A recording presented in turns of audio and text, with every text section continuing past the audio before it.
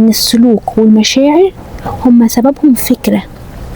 خلينا في الاول نكون متفقين ان الافكار السلبية دي، انا فاشل، انا مش قادر انجح، انا مفيش حد بيحبني، الافكار دي بتبقى نابعة من كذا حاجة.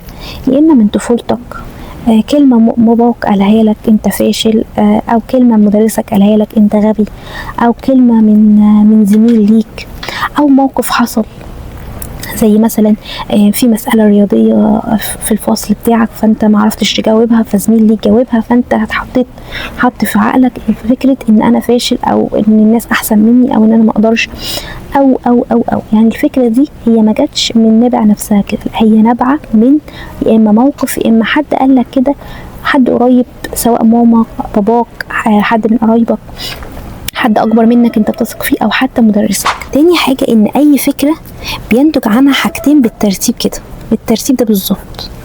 الفكرة بتولد مشاعر، المشاعر بتولد سلوك. لو الفكرة سلبية هتولد مشاعر سلبية، هتولد سلوك سلبي. لو الفكرة ايجابية هتولد مشاعر ايجابية، هتولد سلوك ايجابي. مثلا فكرة انا فاشل، ده هيولد مشاعر ايه؟ مشاعر ضيق، احباط، مشاعر يأس.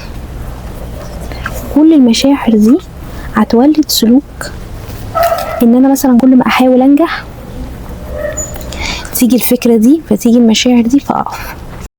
او مثلا فكرة انا غبية، فكل مثلا ما يجي مستر او مدرس يسأل سؤال مثلا، فانا ابقى عارفة الاجابة بس مش عارفة ايدي ليه، علشان انا غبية.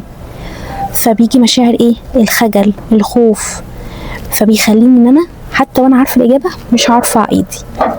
يبقى خلينا دايما مقتنعين ان السلوك والمشاعر هما سببهم فكره، مش حاجه اسمها انا بعمل السلوك ده كده، او بعمل السلوك ده عشان مشاعري كده.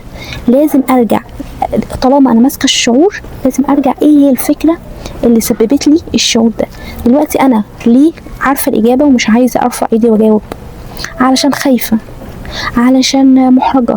طب انا ليه محرجه؟ دايما لازم اسال نفسي السؤال ده، انا ليه عندي الشعور ده؟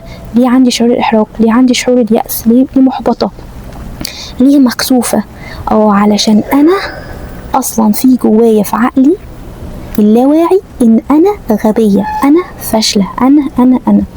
يبقى افكارنا السلبيه عن نفسنا مش بس بتولد مشاعر سلبيه، هي كمان بتولد سلوك عجز، سلوك سلبي، سلوك بيخلينا ان احنا مش بننجح، او السلوك دايما بيخلينا نقف، ما نحاولش، او مهما حاولنا بنقف. طب بعد ما فهمنا كل ده، ايه الحل؟ ازاي احل كل ده؟